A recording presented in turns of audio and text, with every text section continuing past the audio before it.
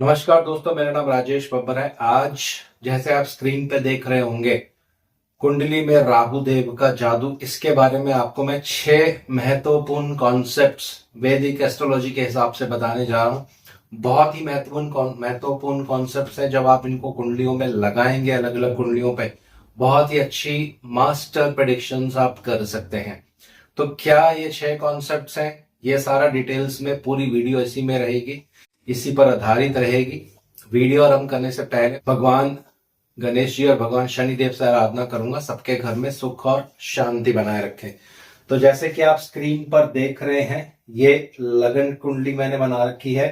यहाँ पे जो भी राशि रहती है उसको लगन कहते हैं। उसके अनुसार फिर सारे भाव जो हैं कुंडली में आगे घूमते हैं। एक कुंडली में 12 भाव होते हैं। तो पहला कॉम्बिनेशन, अगर कुंडली में राहु देव दूसरे भाव में है, तो जो लोग अभी नए जुड़ रहे हैं, ज्योतिष नई नई सीख रहे हैं, मैं उनके लिए बता देता हूं। ये कुंडली का पहला भाव होता है, ये दूसरा भाव होता है। अगर कुंडली के दूसरे भाव में राहु है या कुंडली के अष्टम भाव में, ये अष्टम भाव होता है कि अगर यहां से आप गिनना शुरू करेंगे 1 2 3 4 5 6 7 8, तो जब यहां पे राहु देव रहेंगे तो यहां से सीधी दृष्टि यहां डालेंगे। तीसरा, अगर यहाँ पे जो भी राशि लिखी रहेगी, उदाहरण के लिए यहाँ 2 नंबर है तो यहाँ 3 नंबर राशि आएगी। 3 नंबर के स्वामी जो हैं ये बुध देव बनते हैं। अगर राहु देव की युति द्वितीय भाव के स्वामी के साथ हो जाती है तो भी ये कॉन्सेप्ट पूर्ण रूप से काम करता है। तो अब कॉन्सेप्ट क्या है? ऐसे लोग अगर ज्योतिष करते हैं या प्रोफेशनली एस्ट्रोलॉजी प्रैक्टिस कर रहे हैं, ज्योतिष अभी सीख रहे हैं, तो आने वाले समय में नंबर 1 प्रेडिक्टर्स बन जाएंगे ज्योतिष के। आपकी प्रेडिक्शंस बिल्कुल सत्य वचन होगी। जो भी आप प्रेडिक्ट करेंगे 60 to 80% बिल्कुल सही होता है। तो कॉम्बिनेशन क्या है? दूसरे भाव में राहु हो या अष्टम भाव में राहु हो और सीधी दृष्टि दूसरे भाव पर डाल रहे हो, द्वितीयश यानी दूसरे भाव के जो स्वामी होंगे उनके साथ राहु देव की युति हो। युति कहीं भी हो सकती है कुंडली में, उससे कोई फर्क नहीं पड़ेगा। तो ऐसे जो लोग होते हैं नंबर 1 प्रेडिक्टर्स बनते हैं। तो इसलिए मैंने ये जो है टॉपिक रखा है राहु देव का जादू कुंडली में। तो ये बहुत ही पॉजिटिव चीज है जिनके राहु देव सेकंड हाउस में रहते हैं। अब और आगे चलते हैं, दूसरा कॉन्सेप्ट। तो पहला कॉन्सेप्ट मैंने आपको ये बता दिया। अब दूसरा कॉन्सेप्ट भी बहुत इंपॉर्टेंट है। ये भी जब आप प्रेडिक्शंस करेंगे किसी की कुंडली देखकर, तो बहुत ही मास्टर प्रेडिक्शन है ये वाला जो भाव होता है, दूसरा भाव, यहाँ पे मैंने उंगली रखी है और मैं एक एरो भी यहाँ पे बना देता हूं। दूसरे भाव को कहते हैं ज्वेलरी, ऑर्नामेंट्स।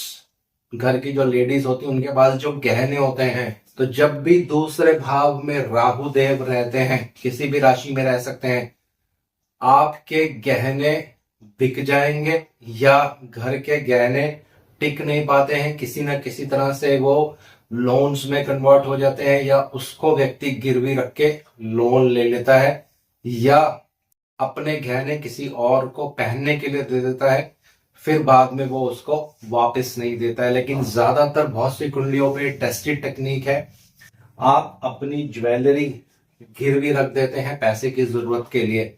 ये सेकंड कॉम्बिनेशन है राहु का जादू कुंडली में, जैसे मैंने आपको पहले बताया। अब तीसरा कॉम्बिनेशन, ये भी बहुत महत्वपूर्ण कॉम्बिनेशन है और इस कॉम्बिनेशन के लिए बहुत से उपाय भी आपको करने पड़ेंगे। राहु देव एक कार्मिक प्लैनेट है। पिछले जन्म में जो भी आपने अच्छे या बुरे कर्म किए रहते हैं, ये राहु देव और शनि देव से देखे जाते हैं। तो कुंडली में अगर राहु देव कहीं भी होंगे, वो भाव आपके लिए बहुत महत्वपूर्ण होता है, वो एक कार्मिक भाव आपका बन जाता है। तो यहाँ राहु देव अगर दूसरे भाव में है तो ये फैमिली का भाव है। तो ऐसे व्यक्तियों की फैमिली बहुत बड़ी होती है, लेकिन ये एक तरह से श्राप होता है कुंडली में। कुछ समय बाद जैसे ही इस बच्चे का जन्म होगा जिसके दूसरे भाव में राहु देव होंगे, तो फैमिली में झगड़ा होना शुरू हो जाता है और वो फैमिली जो कि बहुत बड़ी फैमिली होती है धीरे धीरे छोटी फैमिली में कन्वर्ट हो जाती है और सब लोग जो फैमिली मेंबर्स होते हैं सब सेपरेट हो जाते हैं। घर का पूरा जो है विनाश हो जाता है अगर दूसरे घर में राहु देव रहते हैं। उस बच्चे की जन्म के बाद कुछ समय बाद, कुछ सालों बाद ये रिजल्ट देना शुरू कर देता है। चौथा, ये भी बहुत महत्वपूर्ण है। दूसरा घर पैसे को इंडिकेट करता है और इसके धन कारक होते हैं बृहस्पति देव, लेकिन यहाँ पे कारक नहीं लेंगे, सिर्फ दूसरे भाव में अगर राहु देव बैठे हैं तो ये आपके जीवन में रिवर्सल्स कर देता है। एकदम अचानक से आपको बहुत पैसा दे देगा, अरबपति बना सकता है, लेकिन इसी भाव में बैठे हुए इसका क्या रिजल्ट होता है, ये एकदम से आपको जीरो कर देता है। ये राहु देव का जादू है कुंडली में दोस्तों।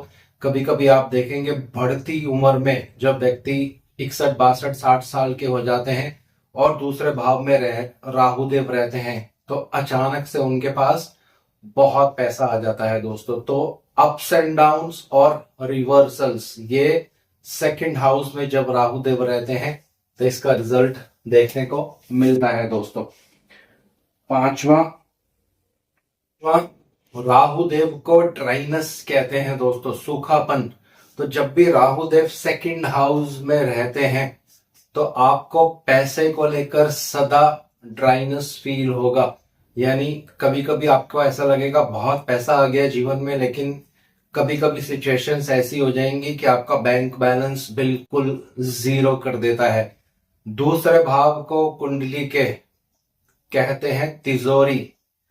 जो दूसरा भाव होता है कुंडली का इसको तिजोरी कहा जाता है दोस्तों। तो ये राहु देव आपके तिजोरी को खाली करने की भी ताकत रखते हैं और पैसे को बढ़ाने की भी ताकत रखते हैं। तो ये इनका पांचवा जो है कॉम्बिनेशन है। ड्राइनेस बिल्कुल देता है, जिस भाव में भी राहु देव रहते हैं वहां पे आपको ड्राइनेस उन भावों के कारकत्वों के अनुसार हमेशा देखने को मिलती है। छठा कॉम्बिनेशन होता है, दूसरा भाव जो होता है ये खाने पीने का भी भाव होता है। तो यहाँ पे बैठे हुए राहु या तो व्यक्ति को बहुत ही फूडिंग हैबिट्स दे देते हैं, व्यक्ति अलग अलग तरह के जो व्यंजन होते हैं, जो फूड्स होते हैं उनको खाता है, या वो बिल्कुल खाने के खिलाफ हो जाता है, उसको बहुत खाना अच्छा नहीं लगता है दोस्तों। तो ये 6 कॉन्सेप्ट्स हैं, ये आप यूज करेंगे कुंडली में। जब देखेंगे कि राहु सेकंड हाउस में है तो बहुत ही अच्छी प्रेडिक्शंस आप यहां से कर सकते हैं। इसी के साथ मैं एक और चीज यहाँ पे ऐड कर देता हूं।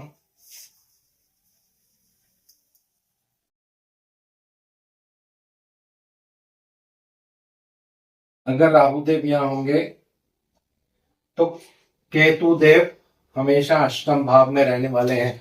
अष्टम भाव जो होता है ये सेक्स स्कैंडल का हाउस होता है दोस्तों। जिनके भी 8th हाउस में अष्टम भाव में केतु होते हैं उनकी लाइफ में कभी ना कभी सेक्स स्कैंडल जरूर होता है। ये सेक्स स्कैंडल अलग अलग तरीकों में, अलग अलग फॉर्म्स में आपके जीवन में आ सकता है। कई बार ये बिल्कुल स्कैंडल करवा देता है, या अगर फीमेल की कुंडली में केतु 8th हाउस में है तो उनको सेक्सुअल हरेसमेंट होने के बहुत ज्यादा चांसेस रहते हैं। तो ये 6 कॉन्सेप्ट राहु के और एक कॉन्सेप्ट केतु का मैंने यहाँ पे जो आपको बताया ये बहुत ही महत्वपूर्ण है। तो इनको अलग अलग कुंडलियों पे आप चेक करके देखिए, अप्लाई करके देखिए, बहुत ही अच्छे परिणाम आपको मिलने वाले हैं। तो आज इस वीडियो को यहीं विराम दे रहा हूँ। आशा करता हूँ सब कुशल मंगल होंगे। भगवान शनिदेव से आराधना करूंगा, सबके घर में सुख और शांति बनाए रखें। जय शनिदेव।